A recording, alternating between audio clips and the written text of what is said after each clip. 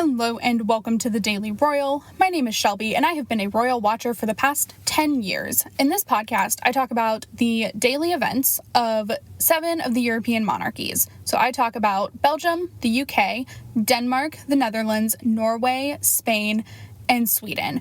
I upload Monday through Friday with occasional bonus episodes here and there. Today we are going to be talking about all of the events from Tuesday, September 14th of 2021. So, we are fully back in the swing of things. Well, maybe. I am very happy today because I am recording at almost the new time I wanted to. I want to start recording at 6:30 in the evenings, and I'm fully into this at 6:40. So, that's really exciting. I haven't taken a nap today, which is good. I'm a person that, I don't always take naps. Sometimes I take, 20-minute power naps, if I need them, but, I don't always need them. However, this new job, since I started a month ago, I've needed a few more naps than normal, and then last week with being sick, there just was not enough time in the day. I'm still not convinced there's enough time in the day, but I'm working it out. I think I can schedule enough time in the day that I can get everything I want to get done and still sleep and have some form of a life. But we'll see what that looks like going forward. I'm feeling really happy with today's progress, at least. So with all of that, we are going to jump down to the British royal family. So the only thing that was going on in Belgium today is King Philippe had his weekly meeting with the Prime Minister. Like I mentioned yesterday, they do have an event tomorrow. They did just announce that the family would be taking part in Car Free Sunday, which is this Sunday. So lots to look forward to from the Belgian royal family, but today was just pretty chill. So with that, let's go ahead and move to the British royal family.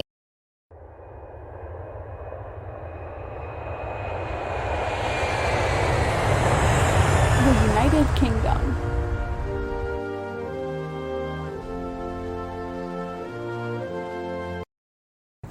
Today in the UK, from what I can tell, and this is where things get kind of tricky, this is why I've always recorded when I did before, because I would wait for the court circular to come out. Well, I don't have a court circular at 6:45 because it does not come out for a few more, at minimum 15-ish minutes, at maximum a half hour, 45 minutes.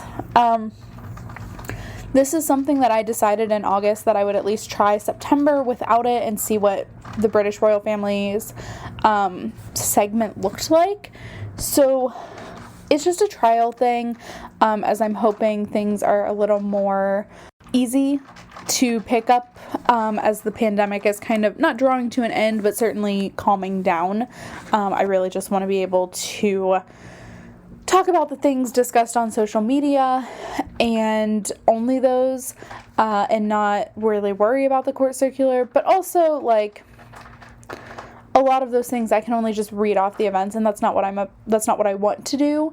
So we will see what that looks like going forward. We'll try it for September. We're halfway through. And we'll, of course, use the court circular for engagement counts and things like that. We just aren't going to use it for nightly recording because I do not have enough time to wait until 7:30 to record a podcast every night anymore. I just want to start recording earlier. Plus, that gives me time to work on the editing. I know you guys can hear my dog eating. She's having a rough day today, so, she can do whatever she wants for the most part. She's just not having a good day. It is in a plastic container, so it's a little quieter, but I know you can hear it because I can hear it. So that's why she just needs a little extra compassion. So, in the UK, back to this. In the UK, as far as I can tell, today the only event is from the Duke of Cambridge, and he attended the Sun, which is like a newspaper, who cares wins. I genuinely don't get the title of this. It's an award ceremony to honor like the heroes of the past while. However, I'm not entirely sure like what's going on there. I know it will air on Sunday night, so it existed tonight, but it was recorded and will air on Sunday night. So I'm wondering what that actually sounds like, because I don't like the way that sounds at all, but whatever. So he attended this event, he delivered an award, and he got to like mix and mingle with some celebrity, which is, kind of fun. The British royal family is the only one who mingles with celebrities that I know, but like I know the Spanish royal family does too, and like things like that at events like this. It's just they're not always internationally known because they're primarily Spanish, which like is part of why I do this podcast, because like just because the British royal family is the only other family that speaks English as their main language does not mean they're the only ones we can talk about. So that's part of why I do this. So that is what was going on in the UK, again, as far as I can tell from social media. So with that, we are going to go ahead now and move over to the Danish royal family.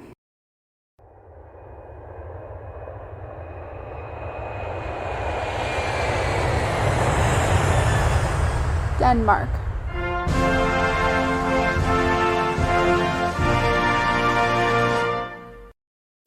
To be completely honest with the world right now, as the world as it pertains to this podcast at least,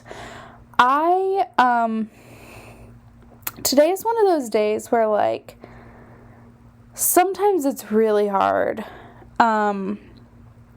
to care about what certain royals are doing. So I know like the past couple of days I've been on like this Danish royal family high, and I'm still there. I'm on a Frederick and Mary high, not a Queen Margrethe high. That sounded really weird, but I'm going with it. So it's just, sometimes it's much easier to follow the younger generation of active working royals. It just is, just them being more modern, having a little bit more,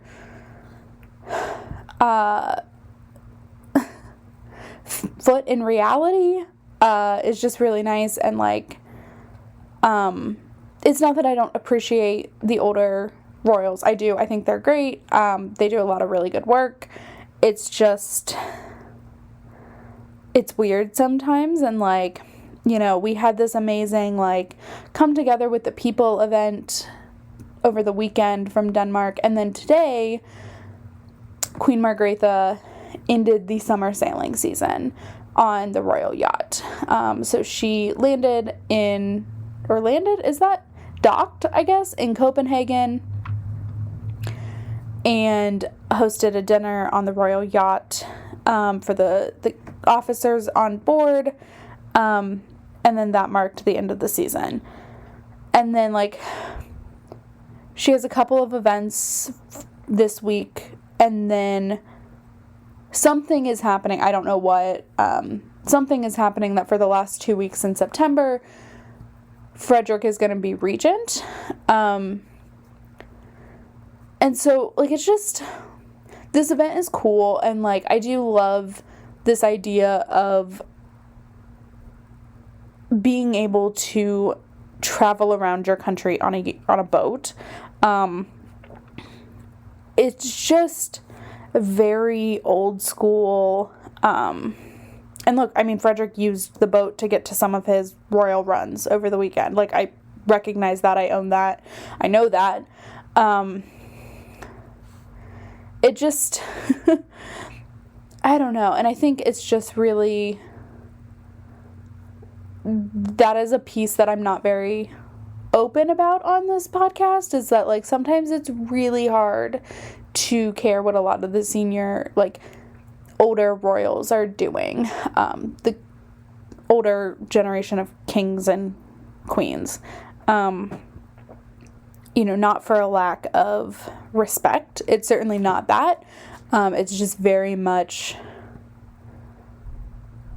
the royal of old, I suppose. Like, it feels much more old-fashioned, and I love that piece sometimes, but not in, like, the day-to-day events. So, anyway, that's what Queen Margrethe was doing. That is me opening myself up a little bit about, like, pieces of this job pieces of this podcast. It is a job, but it's not. Pieces of this podcast that, like, make me say it's a job sometimes. I love it all, and collectively I think it's all really good. It's just certain times it's like, yeah, this is really hard to care. There's a lot of, like, oh, I see, we're gonna have a maximum of, like, 20 events and then go on the summer sailing season. Now, granted, like, Queen Margrethe worked hard this summer, at least in comparison to what she had been doing. But it's a very confusing thing for me. And it's just something that I'm like, this is really hard to talk about sometimes. And that's how I am right now. Like, this is just not a fun thing. So anyway, that is what she was up to. She wore a really fun, like, pink skirt suit thing. It was cute. Not that I'm a fashion person, but, like, sometimes her fashion is very out there, and, like, today I just thought it was very classic, very simple, which I like. So, that is what was going on in Denmark, and so now we are going to go over to the Dutch royal family.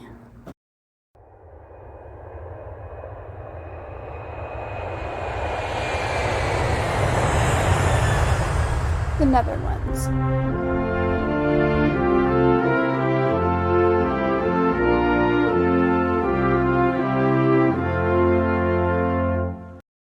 Today, King Willem-Alexander and Queen Máxima took on a regional visit. So these are, I'm not sure how often they're done, to be completely honest. This is like the third or fourth one that I've covered in almost 2 years that I've talked about. And a lot of that is because of the pandemic. All of that is because of the pandemic. So today they visited the region of Salland, specifically the southern part of that region. They visited a couple of towns. I think I counted 2, possibly 3. They walked around 2 of the towns, like, main centers. Downtowns are what we call them. High streets are what, like, the UK will call them. But, like, the main part of the town that has all the shops and stuff. So they walked through a few of those. They visited a factory that is very geared towards sustainability. There is a town called, I believe, Heaton, that does a very cool public civil service initiative called the Heaton Citizen Budget. So there is a budget set aside from the town budget where citizens get to decide how to allocate those funds to improve the community, which I think is really, really cool and, like, leads to a lot of ownership. I would love to know how this is in practice, like, what this actually looks like. But I think the idea is really, very cool. And then they also visited a dairy farm. So there were just, like, a ton of different events throughout the day. And days like this, regional visits, really serve like a dual purpose. One, it's to be public and, like, be in the public, but it's also, of course, to learn more about each part of the country. Certainly for Willem-Alexander and even Máxima at this point, the Netherlands is pretty small. They have a really good idea of what's happening, but especially with the pandemic and just ongoing challenges, plus, like, the world is ever changing, so to know how each part of the country is is doing, is handling everything, is really super important. So these are no different than like what we've seen Spain do in terms of of autonomous community visits last summer, what we're seeing Sweden do right now where they're visiting counties. It's just something that the Dutch royal family does pretty consistently through the year. They will do these regional visits and just learn and see different initiatives and bring focus to a lot of different initiatives. So that is what was going on today in the Netherlands. We did get a little bit of information for like the opening of the Dutch Parliament, which is next week, I think. And so that will take place, I believe, in a week. Pretty modified. I think we're getting a couple of things back that we didn't have last year because of the pandemic, but still very modified due to the pandemic. So that'll be an interesting start, an interesting thing to see. And so with that, that's what's upcoming. So now we are going to go ahead and move over to the Norwegian royal family.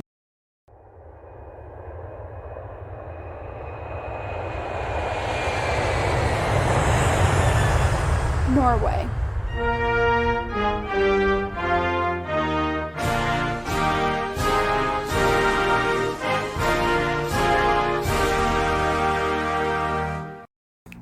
In Norway today, even though the elections were yesterday, we actually saw no movement from the royal household in terms of the new prime minister. So I have not done a ton of research on this. I figured I would do it today if like they had met, but I will do it when they do meet and the new government starts. But I was kind of expecting it to be similar to like the elections in the UK, where like the election is called for Labour or Conservatives, and then the next morning the prime minister visits the monarch. And like that's what I was expecting. That is not what happened. However, King Carl does have a scheduled event to meet the prime minister. I assume it's the incoming prime minister on Friday before the weekly Council of State. So I'm not entirely sure it's the new one. I just assume that it is. I am going to do a quick Google search right now just to see who the current Prime Minister of Norway is, given that there was an election. So I don't know how quickly this change happens. Oh, I see. So there are, okay. While it is very clear that the Labour Party will win, it does seem that there are some like negotiating alliances that need to be formed. So the Labour Party won. They won the majority of the seats. However,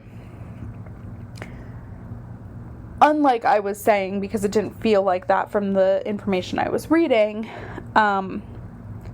there does need to be a coalition built to form a complete majority. So I am sure that this will come to a resolution with Labour and the Labour leader being in charge. However, that is not where we are at right now.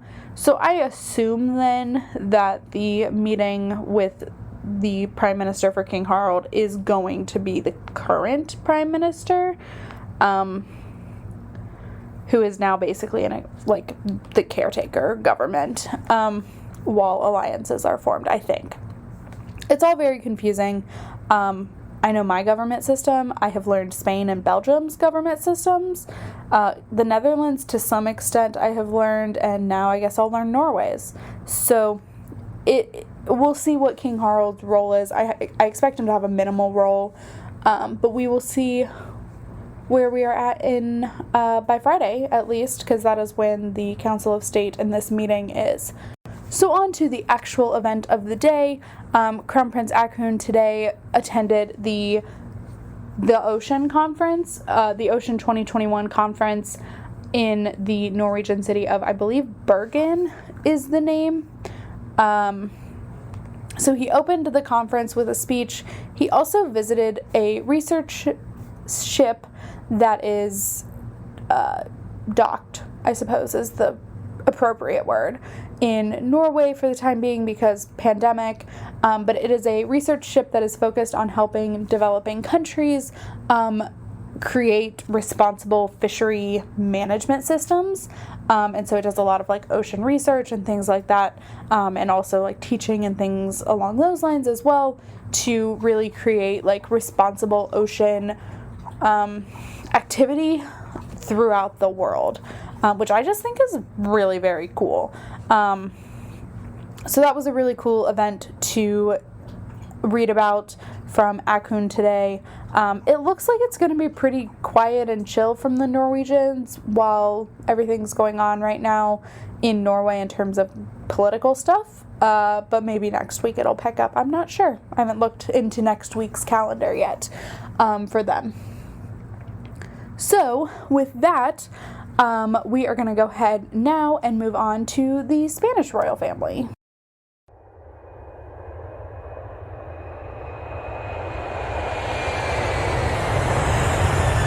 Spain.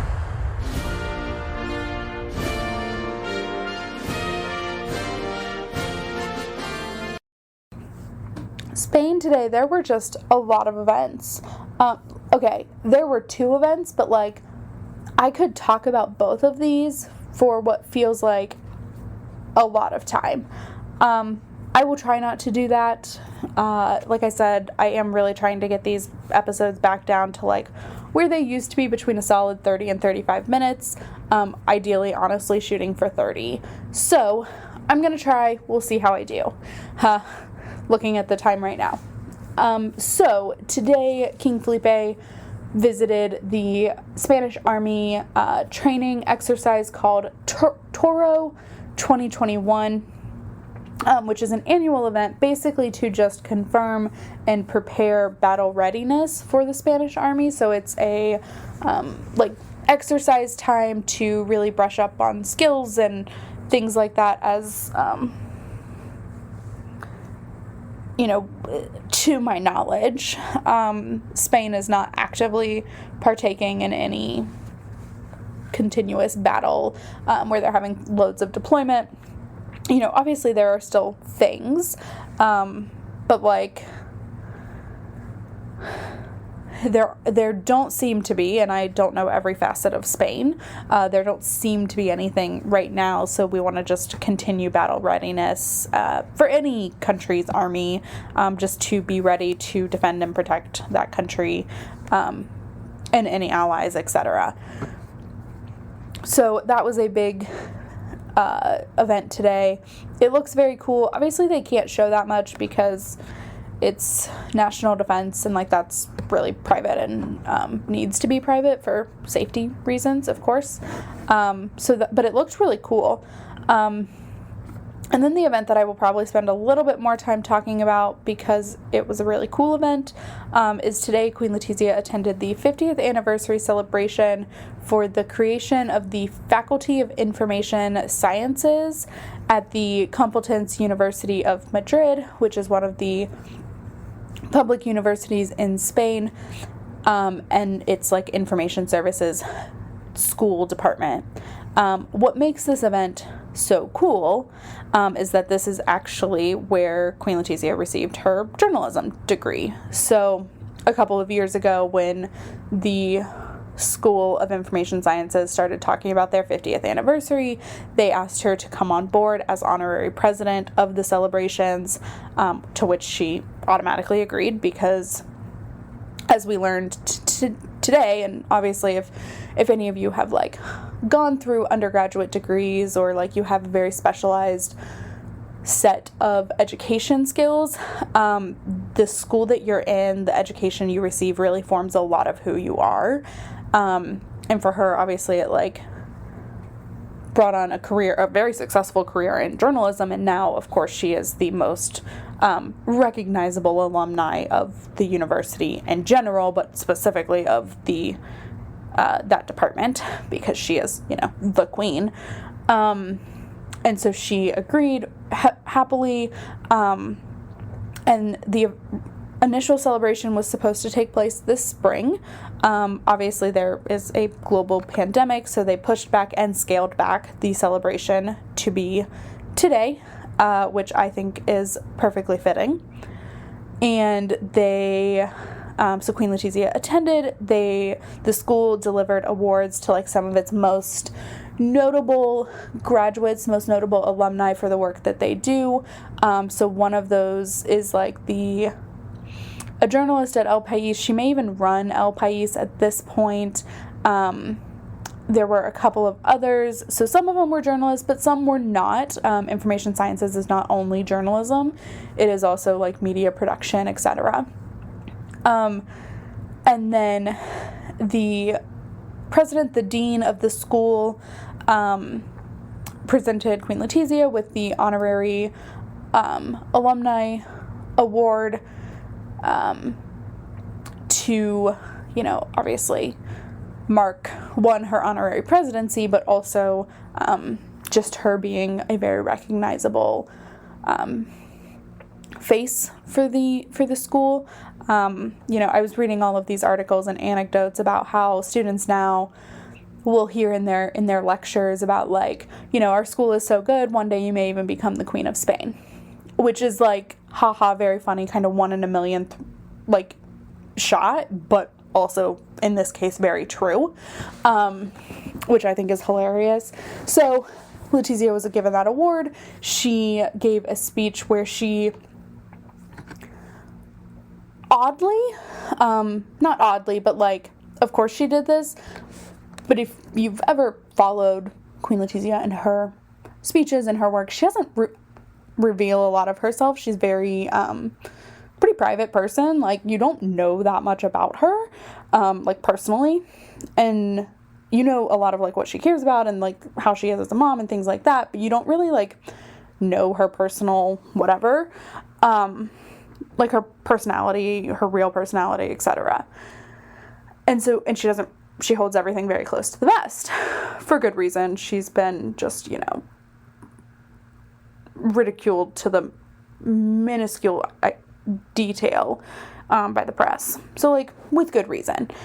And today she like talked about her time in that school. It's a 5-year program. So she talked about like the life lessons she learned in the class and out of the class. She had like a weird humble brag that I am like all here for, and also tells very much about like all the background stories that you can read about her. Is that one of her professors, like I guess Letizia had been asking a lot of questions in a class one time, and one of her professors was over it, like just done with the questions. And like if you're a parent or you work with kids, or you're a college professor, like, or even a college student, that kind where you're like, okay, just enough. And so he like called her out, said like, you have no rival when it comes to questions. And I just appreciate that so much. And also it tells very much about like what she does behind the scenes. She asks these questions, she does the things, and now very much like is given the answers that she wants or that she is looking for, not in terms of like telling her what she wants to hear, but like she's able to research and ask pretty much anyone in the world to get the answer that she is seeking a question to. So I don't know, I just liked the whole event. It was also the day before her birthday, so like there was also like a birthday element to it as well. So it was just like a lot of fun. So that was the events in Spain. Tomorrow is kind of, like I mentioned, it's a quieter day. Only King Felipe has an event tomorrow, and I don't think it's like a huge major event. So we'll see. And so that's it for the Spanish royal family. So for now, let's go ahead and move over to the Swedish royals.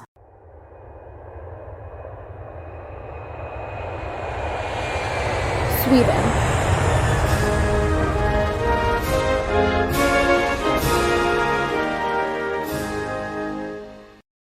To end the day in Sweden, there was also a pretty massive event for the Swedish royal family, an annual event that thoroughly snuck up on me somehow, even though I am a person who pays attention to the calendars of these royal families like it's my job, because it is.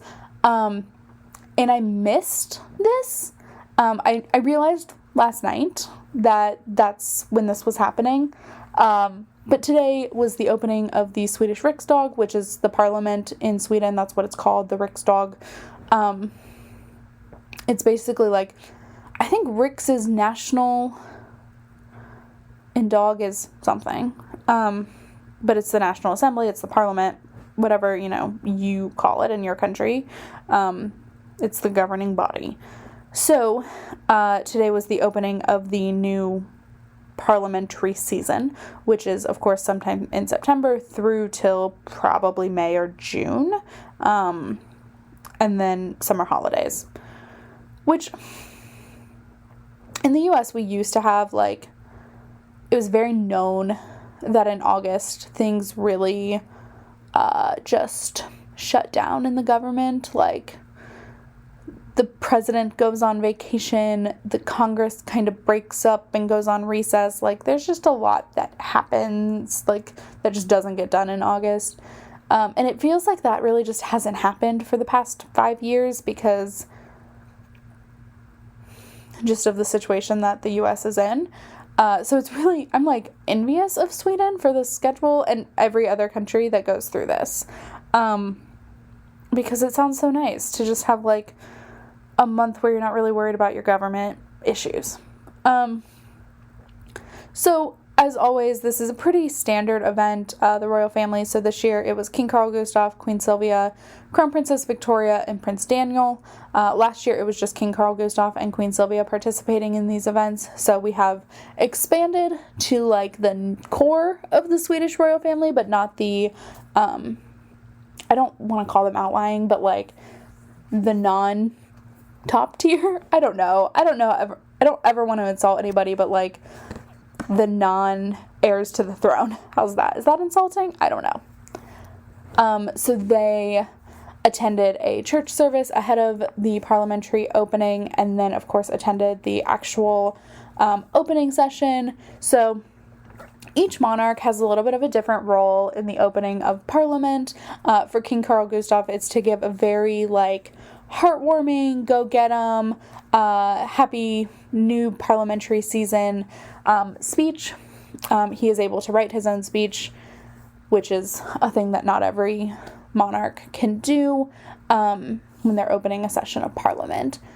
So he does write his own speech, but it doesn't address any goals other than to say, work together, work for Swedish people, that's the goal. And that was the event. So there used to be, there might normally be some sort of gala in the evening or near the time of the Riksdag opening. We're living in the middle of a pandemic, so I'm not sure that we'll see that. I also, could have missed it I missed this. So it seemed like a very short day, whereas, there are days that are, opening a parliament days that, this is, the thing that takes all day. So that is what was going on today in Sweden, and so with that, I'm going to go ahead and end this episode. As of recording, it's at 35 minutes. I'm sure with editing it might be a little bit shorter. But with that, please check out thedailyroyal.com, The Daily Royal on Instagram, like and review this podcast wherever you are listening, and I will talk to you all tomorrow. Have a fantastic Wednesday. Bye.